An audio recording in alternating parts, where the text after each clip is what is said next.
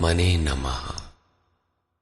यथार्थ गीता श्रीमद् भगवत गीता अथ पंचदशो अध्याय।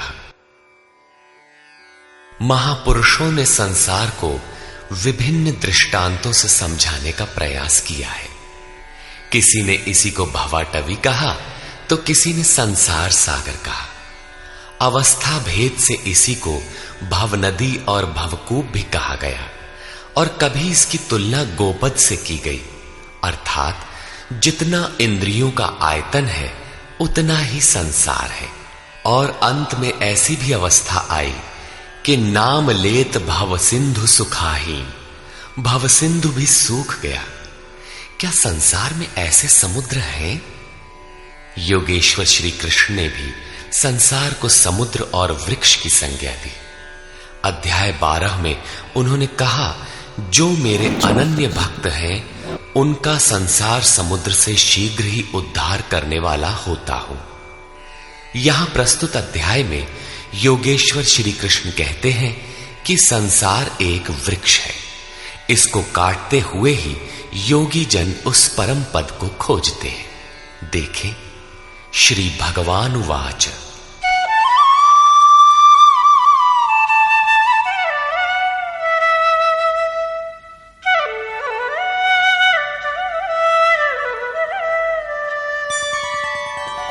ऊर्ध्वमूलमधः शाखम् अश्वत्थं प्राहुरव्ययम् छन्दांसि यस्य पर्णानि यस्तं वेद स वेदवित्। अर्जुन, ऊर्ध्व मूलम, ऊपर को परमात्मा ही जिसका मूल है, अधः शाखम, नीचे प्रकृति ही जिसकी शाखाएं हैं, ऐसे संसार रूपी पीपल के वृक्ष को अविनाशी कहते हैं। वृक्ष तो अश्व अर्थात कल तक भी रहने वाला नहीं, जब चाहे कट जाए, किंतु है अविनाशी। श्री कृष्ण के अनुसार अविनाशी दो हैं, एक संसार रूपी वृक्ष अविनाशी और दूसरा उससे भी परे परम अविनाशी। वेद इस अविनाशी संसार विटप के पत्ते कहे गए हैं। जो पुरुष इस संसार रूपी वृक्ष को अर्थात देखते हुए विदित कर लेता है वो वेद का ज्ञाता है। जिसने उस संसार वृक्ष को जाना है उसने वेद को जाना है, न कि ग्रंथ पढ़ने वाला। पुस्तक पढ़ने में तो उधर बढ़ने की प्रेरणा मात्र मिलती है, पत्तों के स्थान पर वेद की क्या आवश्यकता है। वस्तुतः पुरुष भटकते भटकते जिस अंतिम कोपल अर्थात अंतिम जन्म को लेता है, वहीं से वेद के वे छंद अर्थात जो कल्याण का सृजन करते हैं वहीं से प्रेरणा देते हैं, वहीं से उनका उपयोग है, वहीं से भटकाव समाप्त हो जाता है, वो स्वरूप की ओर घूम जाता है। तथा अधश्चोर्ध्वं प्रसृतास्तस्य शाखा गुणप्रवृद्धा विषयप्रवाला अधश्च मूलान्यनुसन्ततानि कर्मानुबन्धीनि मनुष्यलोके। उस संसार वृक्ष की तीनों गुणों के द्वारा बढ़ी हुई विषय और भोग रूप कोपलों वाली शाखाएं नीचे और ऊपर सर्वत्र फैली हुई है। नीचे की ओर कीट पतंग पर्यंत और ऊपर देव भाव से लेकर ब्रह्मा पर्यंत सर्वत्र फैली हुई है, तथा केवल मनुष्य योनि में कर्मों के अनुसार बांधने वाली है। अन्य सभी योनियां भोग भोगने के लिए है। मनुष्य योनि ही कर्मों के अनुसार बंधन तैयार करती है।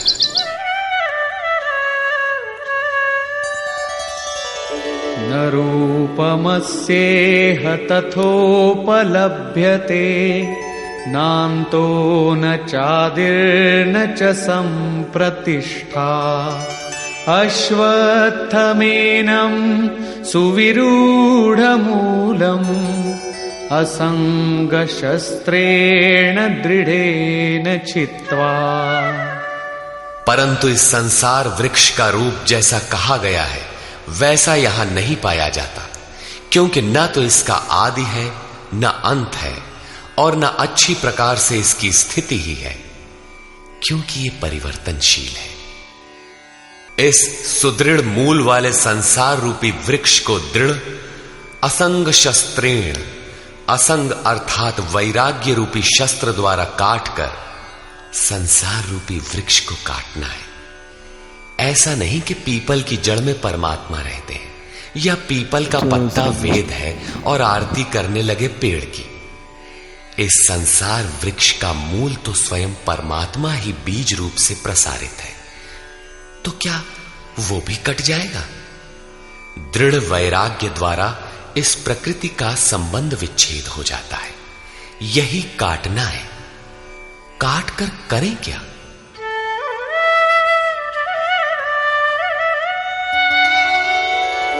ततः पदं तत्परिमार्गितव्यम् यस्मिन् गता न निवर्तन्ति भूयः तमेव चाद्यं पुरुषं प्रपद्ये यतः प्रवृत्ति प्रसृता पुराणी। दृढ़ वैराग्य द्वारा संसार विटप को काटने के उपरांत उस परम पद परमेश्वर को अच्छी प्रकार खोजना चाहिए, जिसमें गए हुए पुरुष फिर पीछे संसार में नहीं आते, अर्थात पूर्ण निवृत्ति प्राप्त कर लेते हैं। किंतु उसकी खोज किस प्रकार संभव है? योगेश्वर कहते हैं, इसके लिए समर्पण आवश्यक है। जिस परमेश्वर से पुरातन संसार वृक्ष की प्रवृत्ति विस्तार को प्राप्त हुई है, उसी आदि पुरुष परमात्मा की मैं शरण हूं, अर्थात उनकी शरण गए बिना वृक्ष मिटेगा नहीं। अब शरण में गया हुआ वैराग्य में स्थित पुरुष कैसे समझे कि वृक्ष कट गया? उसकी पहचान क्या है? इस पर कहते हैं, निर्माण मोहाजित संग दोषा अध्यात्म नित्या विनिवृत्त कामा द्वंद्वैर्विमुक्ता सुख दुःख संज्ञैर् गच्छन्त्यमूढ़ा पदमव्ययम् तत्। उपर्युक्त प्रकार के समर्पण से जिसका मोह और मान नष्ट हो गया है, आसक्ति रूपी संग दोष जिन्होंने जीत लिया है, अध्यात्म नित्या परमात्मा के स्वरूप में जिनकी निरंतर स्थिति है, जिनकी कामनाएं विशेष रूप से निवृत्त हो गई हैं और सुख दुख के द्वंद्वों से विमुक्त हुए ज्ञानी जन उस अविनाशी परम पद को प्राप्त होते हैं। जब तक ये अवस्था नहीं आती तब तक संसार वृक्ष नहीं कटता। यहां तक वैराग्य की आवश्यकता रहती है। उस परम पद का क्या स्वरूप है जिसे पाते हैं? न तद्भासयते सूर्यो न शशांको न पावकः यद्गत्वा न निवर्तन्ते तद्धाम परमं मम। उस परम पद को न सूर्य न चंद्रमा और न अग्नि ही प्रकाशित कर पाते हैं। जिस परम पद को प्राप्त कर मनुष्य पीछे संसार में नहीं आते हैं, वही मेरा परम धाम है, अर्थात उनका पुनर्जन्म नहीं होता। इस पद की प्राप्ति में सबका समान अधिकार है। इस पर कहते हैं,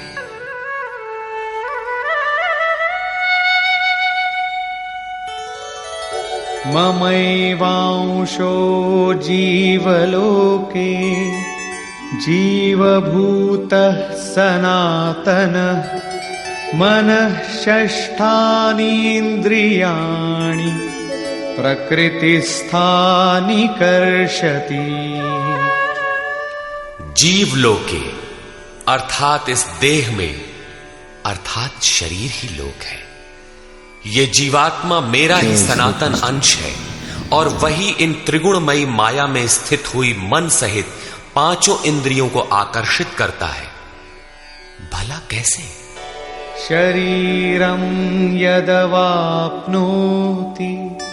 यच्चाप्युत्क्रामतीश्वरः गृहीत्वैतानि संयाति वायुर्गन्धानि वाशयात्।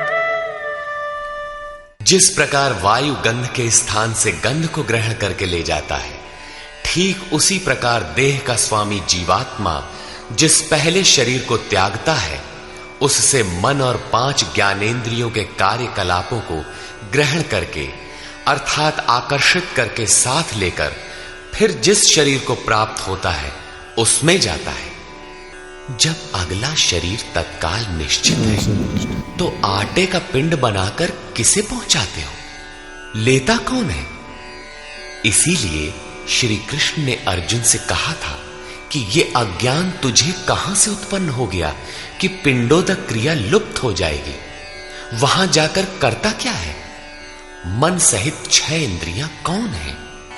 श्रोत्रं चक्षुः स्पर्शनं च रसनं घ्राणमेव च अधिष्ठाय मनश्चायं विषयानुपसेवते।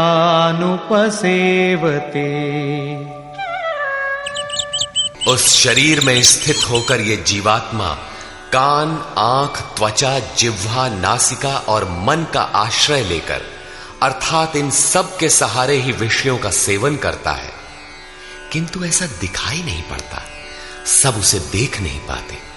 इस पर श्री कृष्ण कहते हैं, उत्क्रामन्तं स्थितं वापि भुञ्जानं वा गुणान्वितं विमूढानानुपश्यन्ति पश्यन्ति ज्ञानचक्षुषः। शरीर छोड़कर जाते हुए, शरीर में स्थित हुए, विषयों को भोगते हुए अथवा तीनों गुणों से युक्त हुए भी जीवात्मा को विशेष मूढ़ अज्ञानी नहीं जानते। केवल ज्ञान रूपी नेत्र वाले ही उसे जानते हैं, देखते हैं। ठीक ऐसा ही है।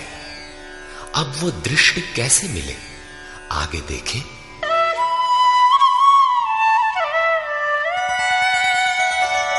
यतन्तो योगिनश्चैनं पश्यन्त्यात्मन्यवस्थितं यतन्तोऽप्यकृतात्मानो नैनं पश्यन्त्यचेतसः। योगी जन अपने हृदय में चित्त को सब ओर से समेट इस आत्मा को यत्न करते हुए ही प्रत्यक्ष देखते हैं, किंतु अकृतार्थ आत्मा वाले अर्थात मलिन अंतःकरण वाले अज्ञानी जन यत्न करते हुए भी इस आत्मा को नहीं जानते, क्योंकि उनका अंतःकरण बाह्य प्रवृत्तियों में अभी बिखरा है। चित्त को सब ओर से समेटकर अंतरात्मा में यत्न करने वाले भाविक जन ही उसे पाने के योग्य होते हैं। अतः अंतःकरण से सतत सुमिरण आवश्यक है। अब उन महापुरुषों के स्वरूप में जो विभूतियां पाई जाती हैं, जो पीछे बता भी आए हैं, उन पर प्रकाश डालते हैं।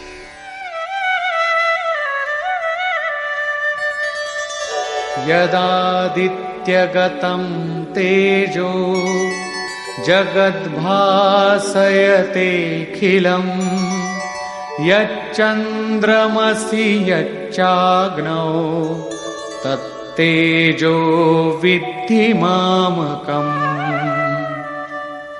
जो तेज सूर्य में स्थित हुआ संपूर्ण जगत को प्रकाशित करता है, जो तेज चंद्रमा में स्थित है और जो तेज अग्नि में है, इसे तू मेरा ही जान। अब उस महापुरुष द्वारा कार्य बताते हैं।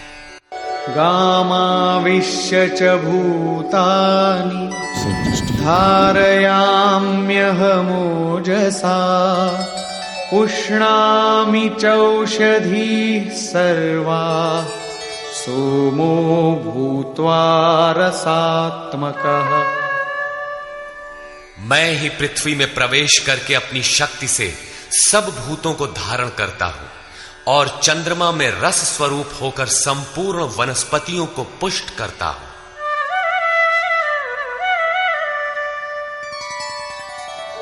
अहं वैश्वानरो भूत्वा प्राणिनां देहमाश्रितः प्राणापानसमायुक्तः पचाम्यन्नं चतुर्विधम्।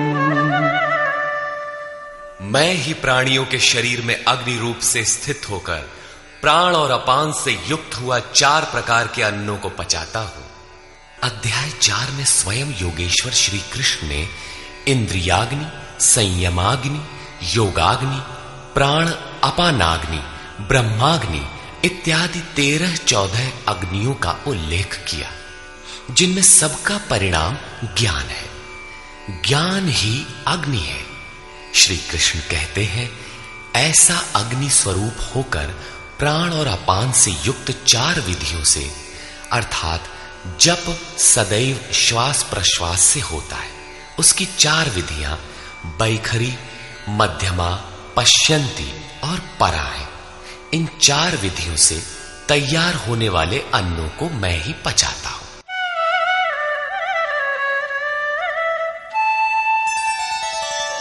सर्वस्य चाहं हृदि सन्निविष्टो मत्तः स्मृतिर्ज्ञानमपोहनं च वेदैश्च सर्वैरहमेव वेद्यो वेदान्तकृद्वेदविदेम चाहम्। मैं ही सब प्राणियों के हृदय में अंतर्यामी रूप से स्थित हूं। मुझसे ही स्वरूप की स्मृति होती है। स्मृति के साथ ही ज्ञान अर्थात साक्षात्कार और अपोहनम अर्थात बाधाओं का शमन मुझ इष्ट से ही होता है। सब वेदों द्वारा मैं ही जानने योग्य हूं। वेदांत का कर्ता अर्थात वेदस्य अंतः सह वेदांत, वेद की अंतिम स्थिति का कर्ता मैं ही हूं और वेदविद भी मैं ही हूं अर्थात वेद का ज्ञाता। अध्याय के आरंभ में उन्होंने कहा था कि संसार वृक्ष है, ऊपर परमात्मा मूल और नीचे प्रकृति पर्यंत शाखाएं हैं। जो इस मूल से प्रकृति का विभाजन करके जानता है, मूल से जानता है, वो वेदविद है। यहां कहते हैं कि मैं वेदविद हूं। उसे जो जानता है, श्री कृष्ण ने अपने को उनकी तुलना में खड़ा किया कि वो वेदविद है। मैं वेदविद हूं। श्री कृष्ण भी एक तत्वज्ञ महापुरुष, योगियों के भी परम योगी थे। यहां ये प्रश्न पूरा हुआ। अब बताते हैं कि संसार में पुरुष का स्वरूप 2 प्रकार का है। द्वाविमौ पुरुषौ लोके क्षरश्चाक्षर एव च क्षरः सर्वाणि भूतानि कूटस्थोऽक्षर उच्यते। अर्जुन, इस संसार में क्षर, क्षय होने वाले, परिवर्तनशील और अक्षर, अक्षय, अपरिवर्तनशील, ऐसे 2 प्रकार के पुरुष हैं। उनमें संपूर्ण भूत प्राणियों के शरीर तो नाशवान है, क्षर पुरुष हैं, और ये कूटस्थ पुरुष अविनाशी कहा जाता है। साधन के द्वारा मन सहित इंद्रियों का निरोध अर्थात जिसकी इंद्रिय समूह कूटस्थ है, वही अक्षर कहलाता है। किंतु यह भी पुरुष की अवस्था विशेष ही है। इन दोनों से भी परे एक अन्य पुरुष भी है।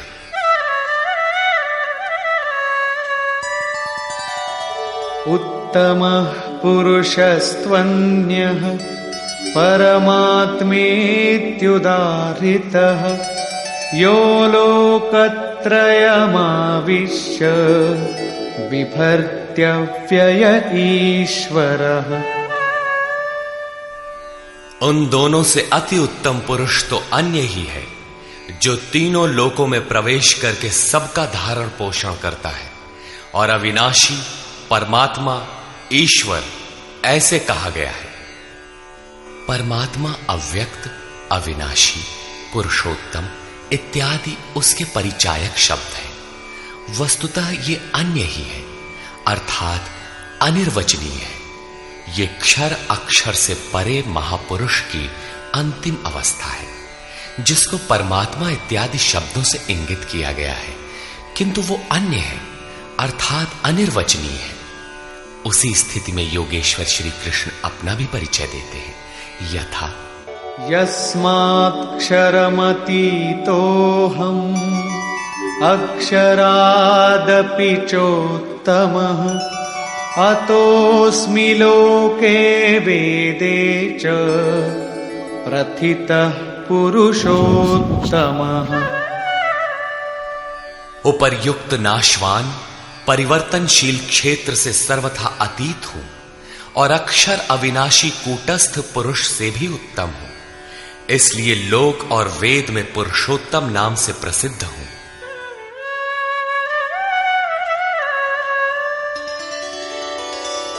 यो मामेवमसम्मूढो जानाति पुरुषोत्तमम् स सर्वविद् भजति माम् सर्वभावेन भारत। हे भारत, जैसा कि ऊपर कहा गया है कि इस प्रकार जो ज्ञानी पुरुष मुझ पुरुषोत्तम को साक्षात जानता है, वो सर्वज्ञ पुरुष सब प्रकार से मुझ परमात्मा को ही भजता है। वो मुझसे विलग नहीं है।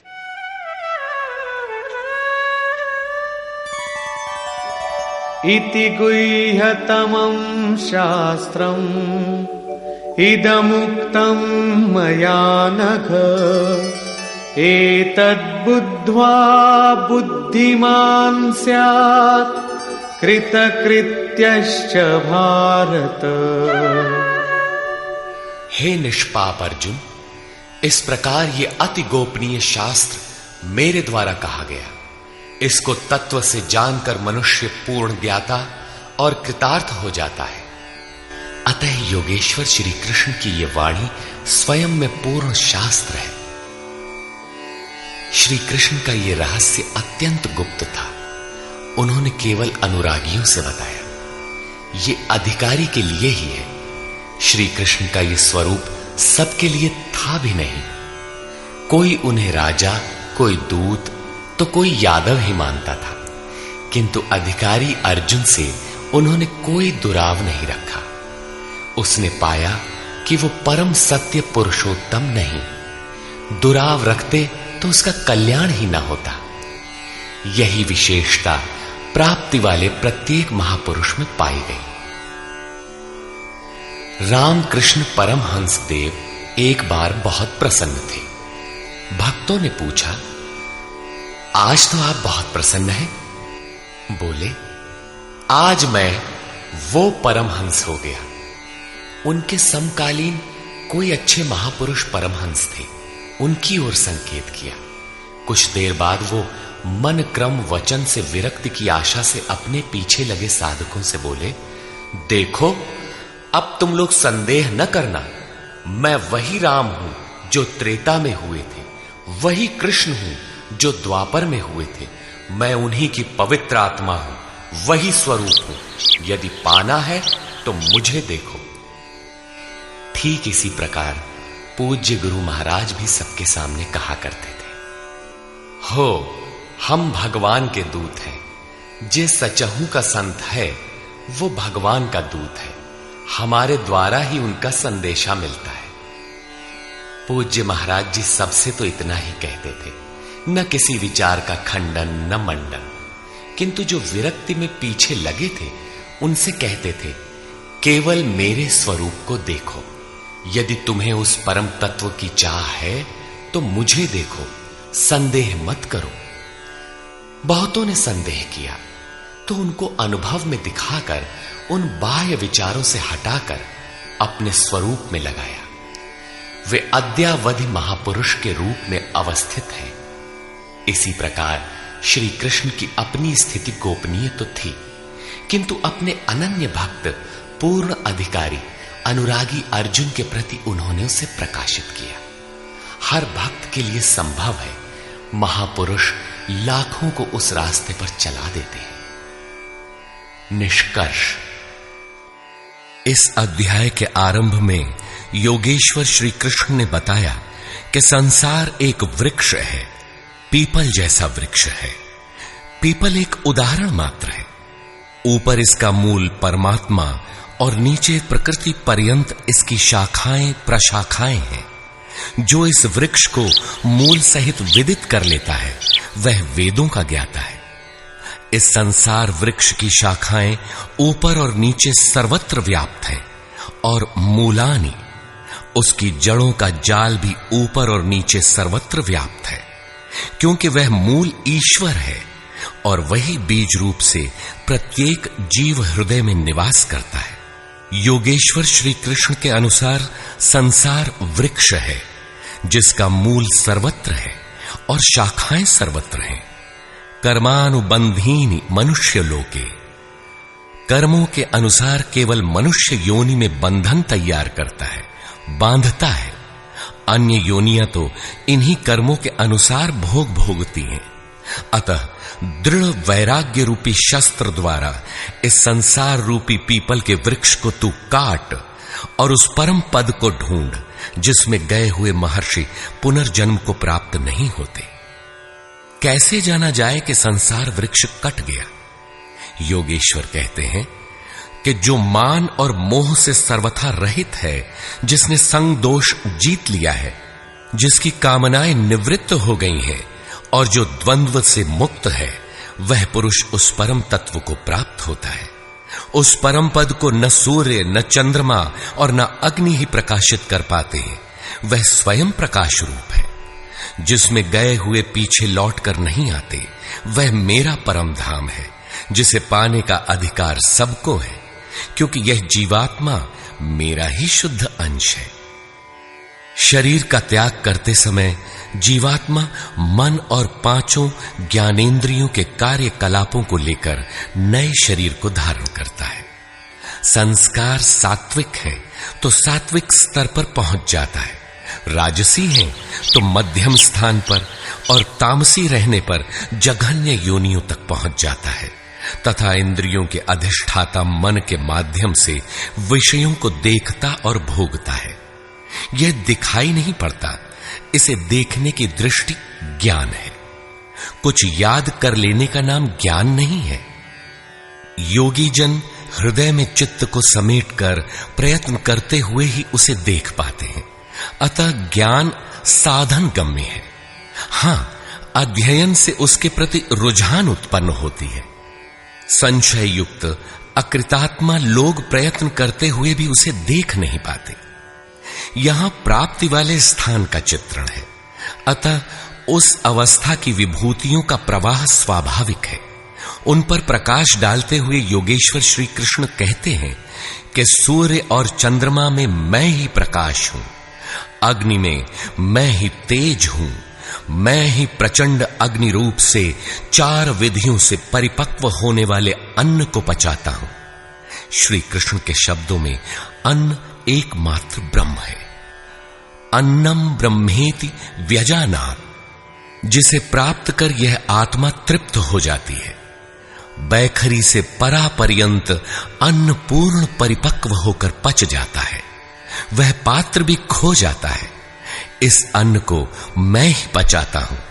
अर्थात सद्गुरु जब तक रथी न हो तब तक यह उपलब्धि नहीं होती। इस पर बल देते हुए योगेश्वर श्री कृष्ण पुनः कहते हैं कि संपूर्ण प्राणियों के अंतर्देश में स्थित होकर मैं ही स्मृति दिलाता हूं। जो स्वरूप विस्मृत था उसकी स्मृति दिलाता हूं। स्मृति के साथ मिलने वाला ज्ञान भी मैं ही हूं। उसमें आने वाली बाधाओं का निदान भी मुझसे होता है। मैं ही जानने योग्य हूं और विदित हो जाने के बाद जानकारी का अंत करता भी मैं ही हूं। कौन किसे जाने? मैं वेदविद हूं। अध्याय के प्रारंभ में कहा, जो संसार वृक्ष को मूल सहित जानता है वह वेदविद है, किंतु उसको काटने वाला ही जानता है। यहां कहते हैं मैं भी वेदविद हूं। उन वेदविदों में अपनी भी गणना करते हैं।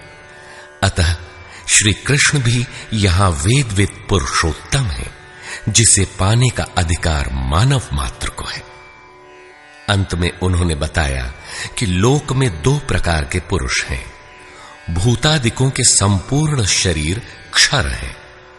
मन की कूटस्थ अवस्था में यही पुरुष अक्षर है, किंतु है द्वंद्वात्मक और इससे भी परे जो परमात्मा, परमेश्वर, अव्यक्त और अविनाशी कहा जाता है, वह वस्तुतः अन्य ही है।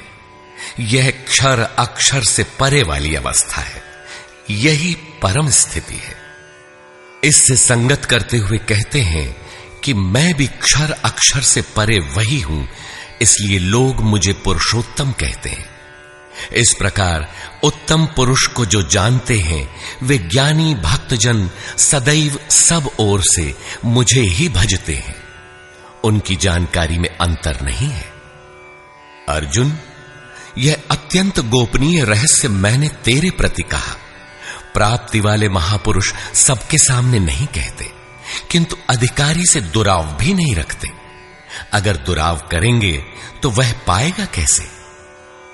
इस अध्याय में आत्मा की 3 स्थितियों का चित्रण क्षर, अक्षर और अति उत्तम पुरुष के रूप में स्पष्ट किया गया, जैसा इससे पहले किसी अन्य अध्याय में नहीं है। अतः ओम तत्सदिति श्रीमद् भगवद गीता सूपनिषत्सु ब्रह्म विद्यायाम योग शास्त्रे श्री कृष्ण अर्जुन संवादे पुरुषोत्तम योगो नाम 15 अध्यायः। इस प्रकार स्वामी अड़गड़ानंद कृत श्रीमद् भगवद गीता के भाष्य यथार्थ गीता का 15वां अध्याय पूर्ण होता है।